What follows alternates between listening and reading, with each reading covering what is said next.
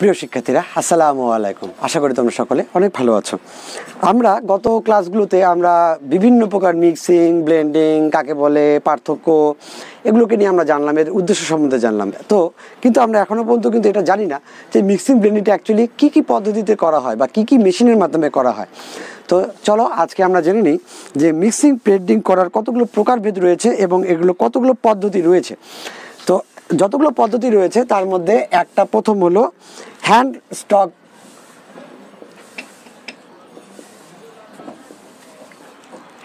Stock, হ্যাঁ। Second সেটা হলো বিন ব্লেন্ডিং।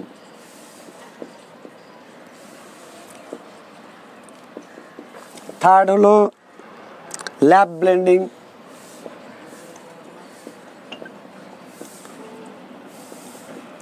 চতুর্থ হলো কার্ড ব্লেন্ডিং।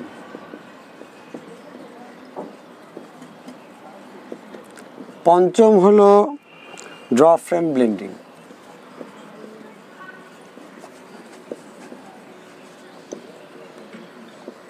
আর ষষ্ঠ হলো ম্যাসিভ ব্লেন্ডিং।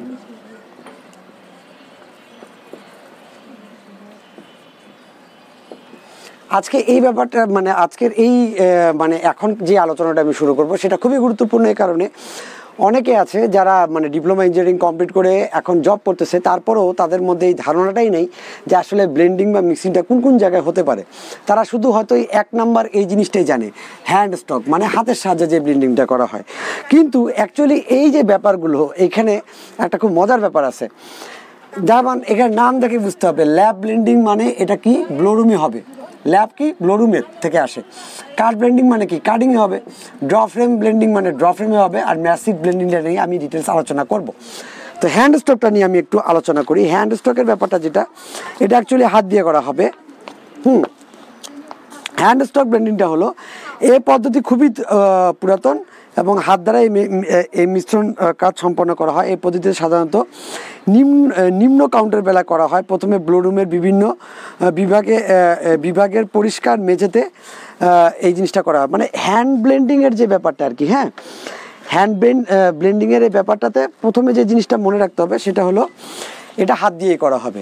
আমরা একদম যখনকার দেখা গেল যে ব্লোরুমে যে আমাদের বিভিন্ন রকমের যে তুলার বেলগুলো থাকবে, যেমন কটন তুলার আছে, লাইলনের আছে, বা কয়েক রকমের কটন তুলাগুলো আছে, সেগুলোকে ডাইরেক্ট মেঝের মধ্যে হাত দিয়ে খুলে এক জায়গায় স্তূপ করে রাখে, হাতের সাহায্যে এটাকে ব্লেন্ড করা হয়। ঠিক আছে, এটা কি গাইটের মধ্যে এবং স্তরে পুরুত্ব মিশ্রণের অনুপাতে নির্ভর করে কোনটার এটা কি একভাবে তুলাগুলোকে খুলে রাখে দেওয়া হয়।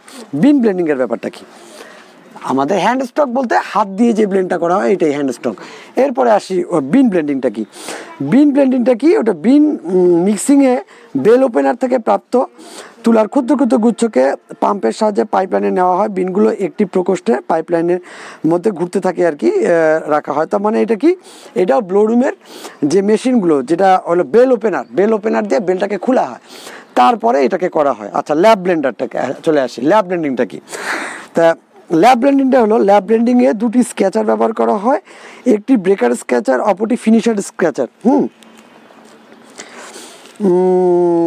এটা হলো ব্লোরুম লাইনের শেষে যে ব্রেকার স্কেচারটা থাকে সেখানে করা হয়। কার্ড ব্লেন্ডিংটা কি, এখন আসি আমরা কার্ড ব্লেন্ডিংটা হলো এ ধরনের ব্লেন্ডিং মাঝে মাঝে উচ্চ উৎপাদনশীল কাটিং মেশিন ব্যবহার করা হয়, যাতে দুটি ল্যাব ফিট করা হয়। এটা দুটা ল্যাব ফিট থেকে হয়তো একদিক থেকে অন্য কটন আসতেছে, একদিক থেকে আরেকটা অন্য কটন আসতেছে, এটা আসে একটা ব্লোরুমের মধ্যে, একটা কাটিং মেশিনের মধ্যে ঢুকতেছে। এখানে কাটিংয়ের ঢুকার সময় যে কাঁচামালটা দেওয়া হলো সেটা ব্লেন্ড অবস্থাতে দেওয়া হলো। ড্র ফ্রেমে কি, এটা হলো বিভিন্ন রকমের স্লাইভার।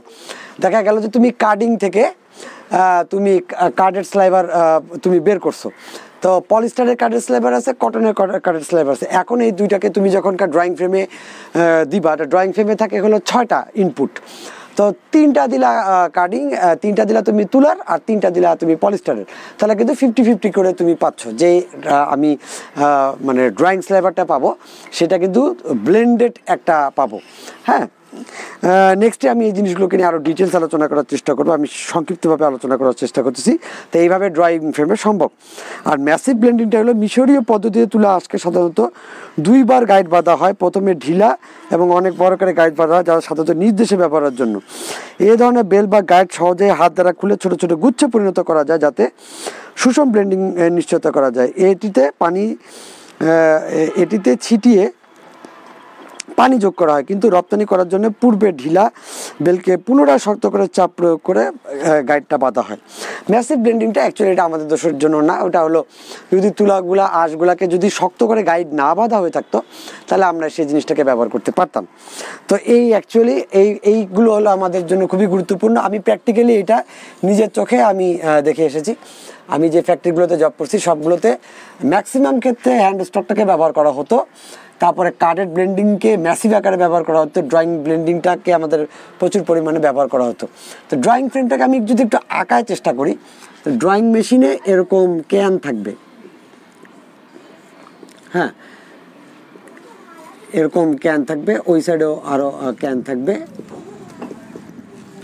তারপর এখানে মেশিনটা থাকবে, এখান থেকে স্লাইভার স্লাইভার স্লাইভার এই এই এই এই 6টা স্লাইভার মিলে ইয়ে করে একটা স্লাইভার তোমার তৈরি হবে, এটা আর একটা ক্যানের মধ্যে থাকবে। তো এটা হলো ড্রয়িং ফ্রেম, হ্যাঁ ড্রয়িং এবং ডাবলিং হবে। তো এখন আমি যদি এখানে এগুলো যদি কটন দিই, এই 3টা কটন আর এই 3টা পলিস্টার, হ্যাঁ তাহলে এখান থেকে এই সবগুলো সাইবারগুলোকে মিলে যেটা হবে এটা কি হাফ কটন হাফ পলিস্টার না?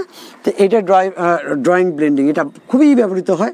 কার্ডেড ব্লেন্ডিংও প্রায় এরকমই একটা জিনিস, হ্যাঁ। তা আমি মোটামুটিভাবে তোমাদেরকে এই জিনিসগুলোকে বোঝানোর চেষ্টা করলাম। নেক্সট ক্লাসে আমরা মিক্সিং ও ব্লেন্ডিংয়ের সময় যে সকল বিষয় খুবই গুরুত্ব সহকারে দেখতে হয় সেটা নিয়ে আলোচনা করবো। সে পর্যন্ত অপেক্ষা করার অনুরোধ করছি। আসসালামু আলাইকুম।